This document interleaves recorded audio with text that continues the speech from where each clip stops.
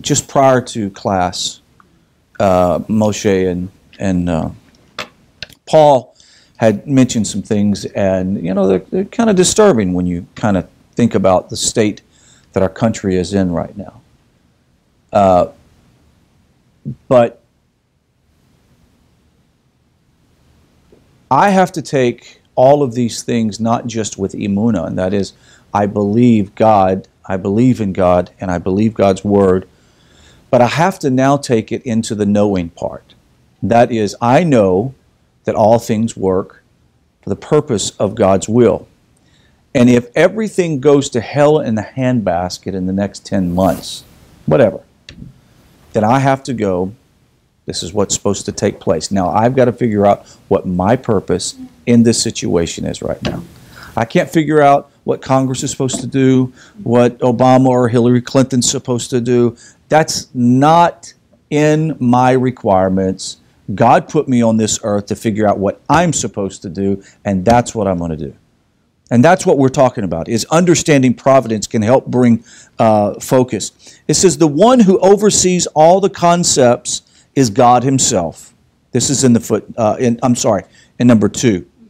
And he does so in the same way that he created them. Accordingly, he first oversees the array of transcendental forces and everything that result from their essential nature, and then supervises the angelic angels who are appointed to maintain the existence and function of all that exists, giving them power to do their task. Now, we have a problem, and that is, who does he supervise everything in creation?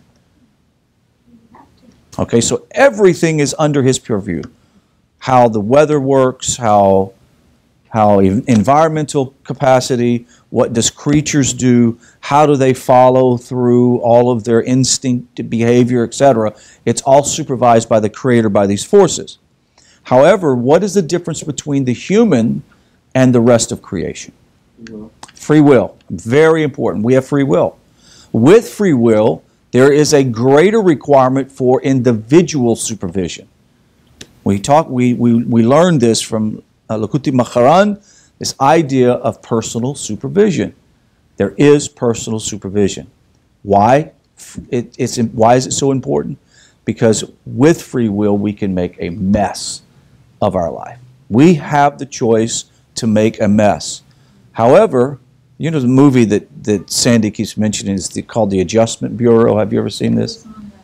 It was. Okay. The Adjustment Bureau. It's a very interesting movie. It's sort of a love story, I guess, maybe.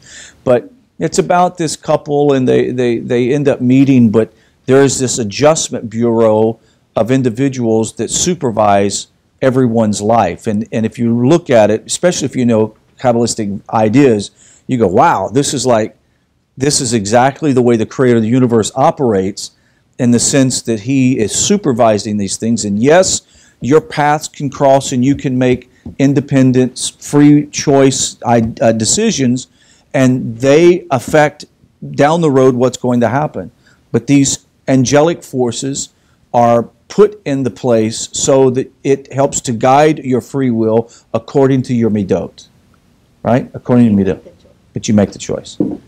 Now, what does it mean? So, for example, I've got to make decisions on a daily basis. You have to make decisions about your job and your family, etc. But your midot, your intention, your character, says, HaShem, please don't let me make a decision in a vacuum that is going to come to bad choices or bad results. And I'm asking you to give me wisdom, so I'm going to make this decision, and I need to know what's the right way to do it. And often he doesn't tell us, does he? He just leaves you out to figure out your own. You have to ask some people and get counsel from people. But it is that intention of wanting to serve HaShem and make the right decision that he will make sure that all of the pieces of the puzzle are in the right place at the right time